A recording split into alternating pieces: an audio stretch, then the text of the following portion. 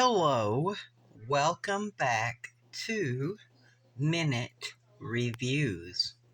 I'm your host, the Review of the Day. Thank you for stopping by. Today, before us, for your consideration, we have Dairy Queen Coney. A Dairy Queen Coney is a regular sized hot dog with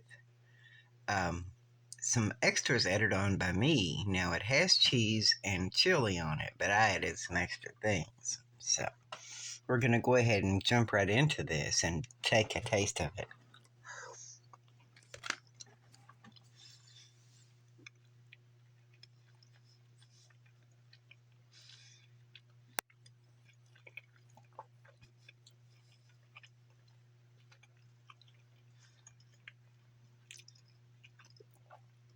I just want to say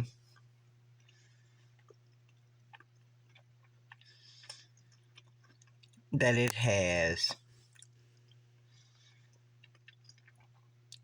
the hot dog has a little bit more of a crunchy taste, which I do like, the crunchy taste. And chili has a good taste to it. It's not very big. I wish they offered a foot long. They used to offer a foot long, but I don't think they offer the foot long anymore. But I would give it a 8.5 out of 10.